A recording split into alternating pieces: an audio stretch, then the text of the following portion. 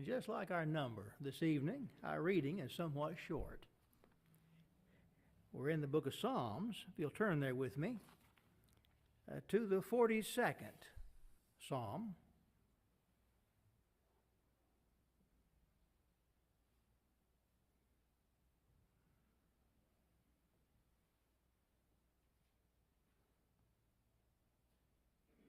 And we read just the first two of the verses of this psalm. Psalm 42, beginning at verse number 1. As the deer pants for the water brooks, so pants my soul for you, O God. My soul thirsts for God, for the living God. When shall I come and appear before God? The Bible, in both Testaments, does its inspired best to wake us up as mortals to the fact of our own immortality. The absolute fact that this life is not all there is. And God understands the problems we have baked into the system, as it were, because we're in a physical world. Our bodies are physical things. We deal with physical matters day by day, and it's hard to reach beyond the realm of what the senses can detect and focus on that, but the Bible says we have to. The Bible says we absolutely must do that. But at the same time, God knows that we have this difficulty with our focus, and that's why time and time again in both Testaments, we read passages which remind us, sometimes, as it were, shake us by the shoulders, urging us not to forget, to remember that this world is not all there is, that things we see are but an illusion of what is really real, that we instead should long for things past just the ordinary things of life. And so Jesus will encourage us to hunger and thirst after righteousness in Matthew chapter 5 and verse 6, an idea which follows on the heels of what we just read a moment ago. A deer pants for the water brooks. We hunger and thirst for righteousness. Well, Jesus put it a different way in the 6th chapter of that same book of Matthew when he says to put your treasures, to treasure, as it were, your treasures, as Wycliffe put it, upon things above, not on things in the earth. And why? Well, things of this earth are where moth and rust corrupt them.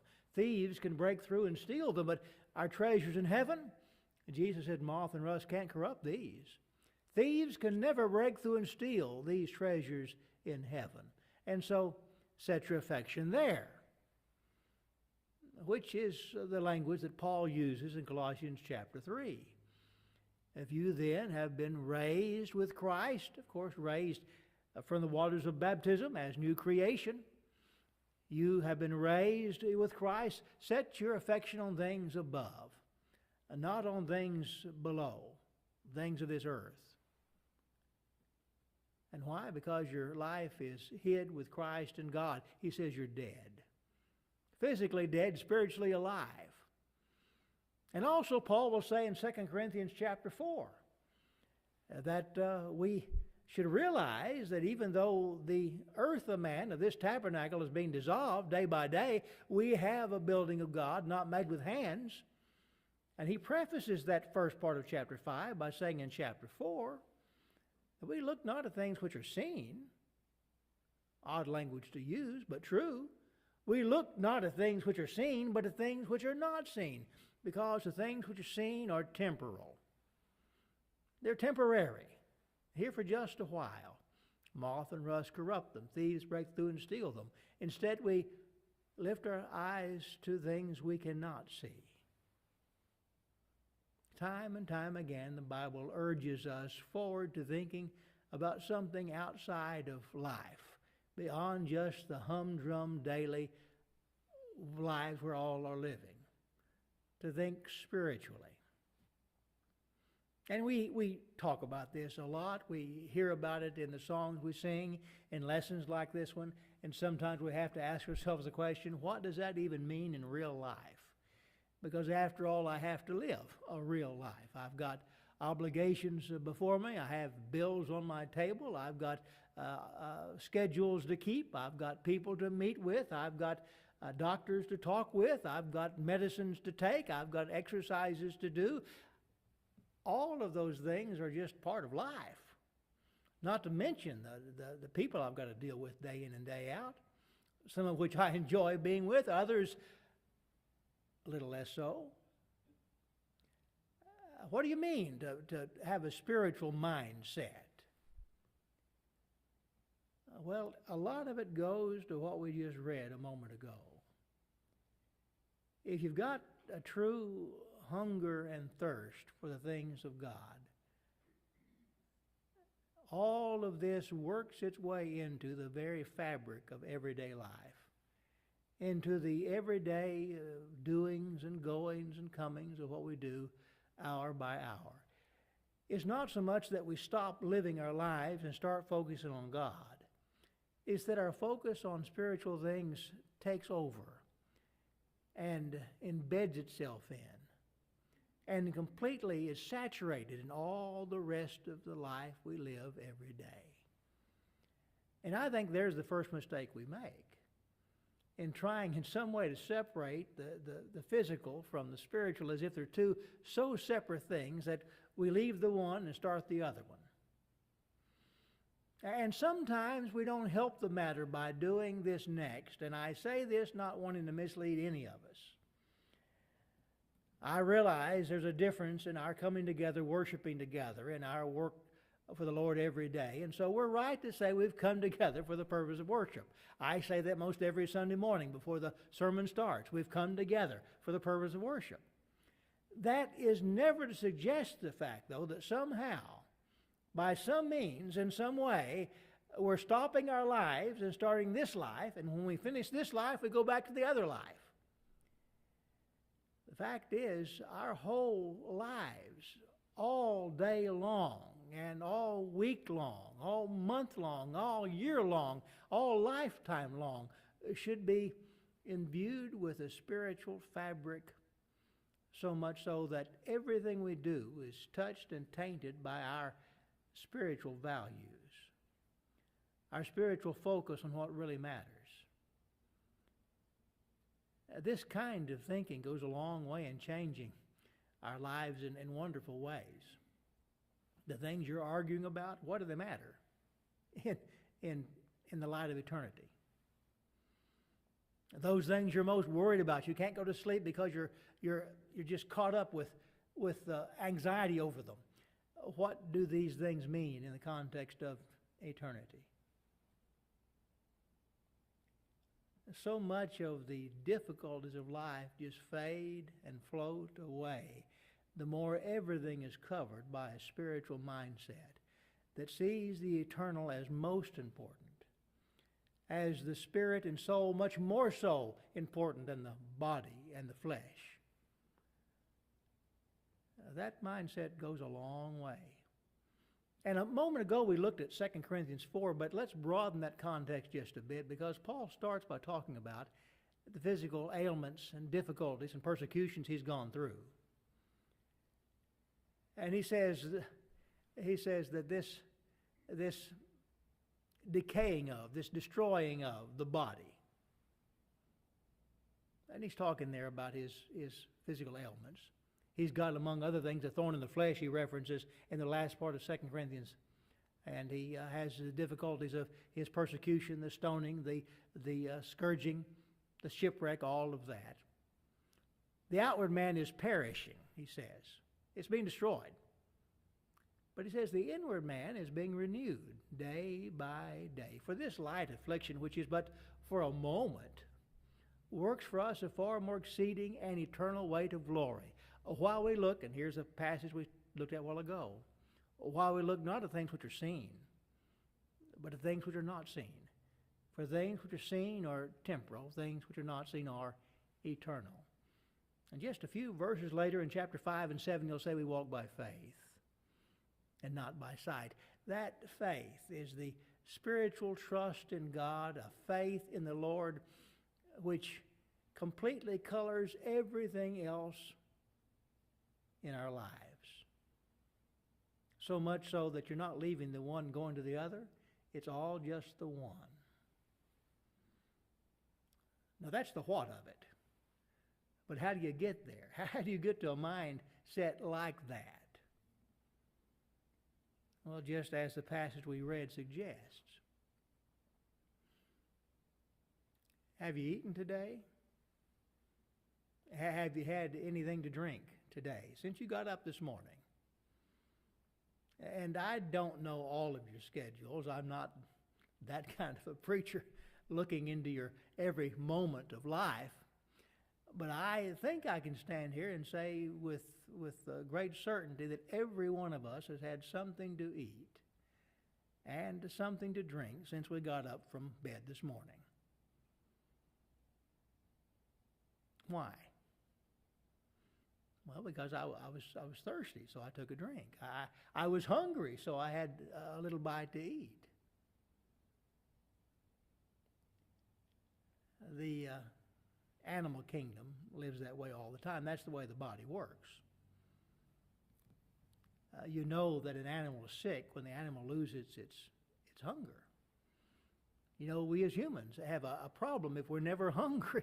There's something wrong there. We need to be hungry. What we must develop is a spiritual, holy hunger for the things of God.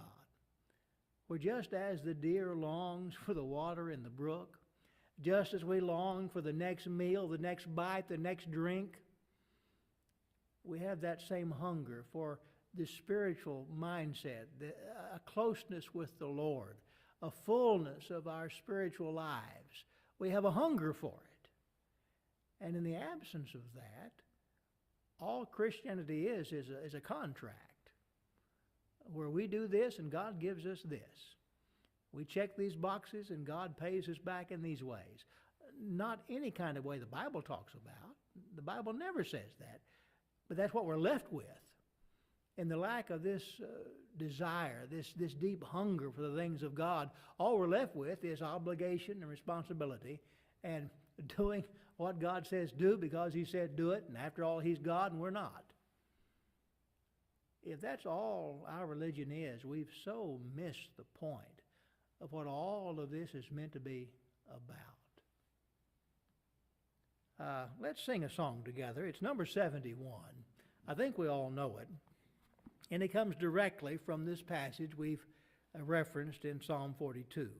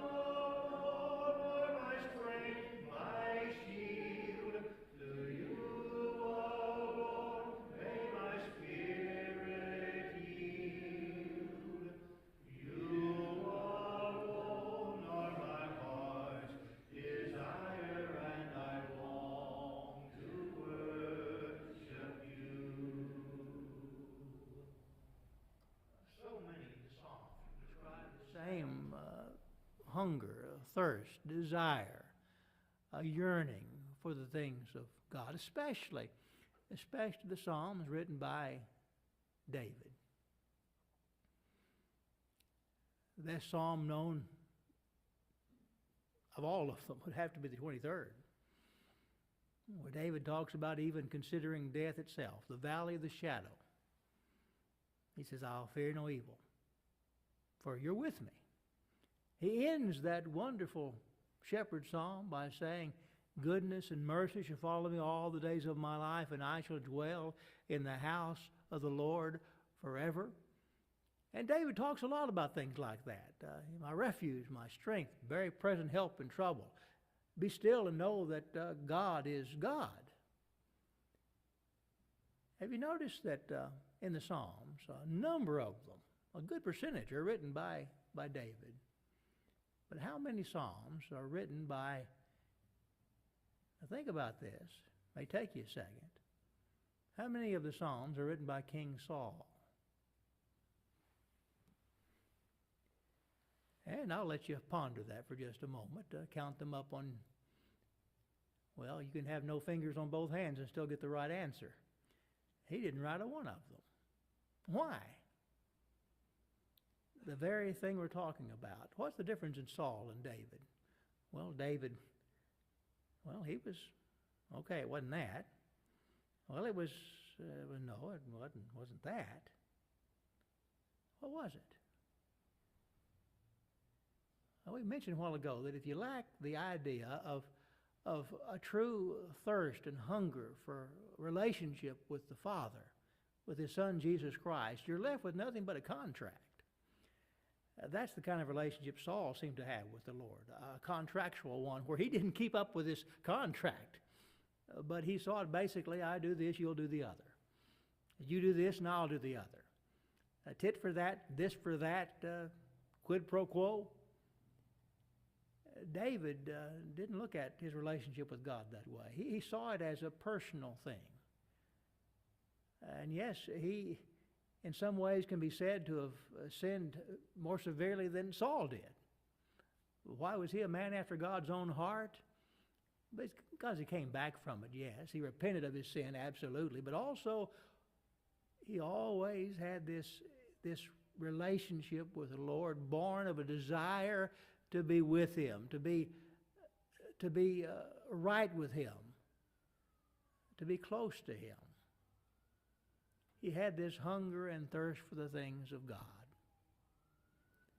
And that's why he could write with inspired language, but also with the heart of one who loves the Lord. So many of the Psalms we've attributed to him. And why I can't imagine what a psalm would even look like if Saul had written it. Which may speak to us when it comes to you and to me, whether you're a poet or not. Are you more inclined to be one who could speak of the lofty love you have for the Lord and His relationship with you and you with Him, or do you see religion more as a contract? Well, I've done this, so I'll get this. I've checked these boxes, and so I get this as a reward. I'll just tell you, on a very personal level, one way will bring misery and frustration.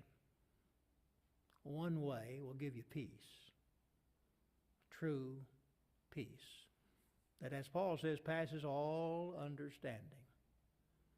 One more song we'll sing together, 837.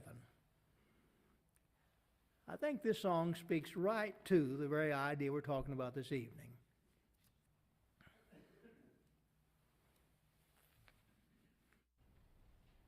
And I most especially like about this song the common language in every verse which suggests our need every hour, not just sometimes. We all need the Lord at difficult times. When illness comes, when uncertainty is there, when we don't know what's around the next corner, when we're afraid of what might happen next, when we have difficulties in life. But no, we really need the Lord every hour, good times and bad. Times when we can seemingly see what's happening next, and sometimes when we can't, when really we never can. We always need the Lord. Let's sing together, 837. I need thee every hour, most gracious Lord. No tender voice like thine can peace afford. I need thee, oh, I need thee. Every hour I need thee. Oh, bless me now, my Savior. I come to thee. I need thee every hour. Stay thou near by. Temptations lose their power when thou art nigh. I need thee, oh, I need thee. Every hour I need thee. Oh, bless me now, my Savior. I come to thee. I need thee every hour, in joy or pain. Come quickly and abide, or life is vain. I need thee, oh, I need thee. Every hour I need thee. Oh, bless me now, my Savior. I come to thee. Every morning I get up. Before I even pour the first cup of coffee, is I feed the cats. Why? Because they're in there at the dish, meowing. And they don't stop until they get fed. They're cats. Dogs are the same way. They tend to know when the bowl is empty, and they tend to know when they're hungry. And they are incessant in their pleas, their barks, their meows. They're letting you know they need to be fed. Well, that's what the passage this evening talked about. The deer, even the wild animals, they thirst. They get hungry. The whole point is we should have that same desire every day, every hour for closeness with the Lord, and changing and coloring our whole way of looking at life that way. And you'll find the more you do it, the more hunger you'll have. The more you try it, the more thirsty you'll become. You might say, well, I haven't got much desire in this area. That's because you've never tasted the good things of God's grace and His love and His teaching. The more you drink of that well, the more you want more. The more you eat of God's good meat, of His teachings and His will, the more you want more of it. And you want to reach the point all of us do, where we have this constant yearning, this constant longing, this constant hunger for the things of God. Because when all is said and done, His life has come to an end, that's all that'll matter, the things of God. If you're here tonight and you're subject to the Lord's invitation, don't put it off, but come now, as together we stand and sing.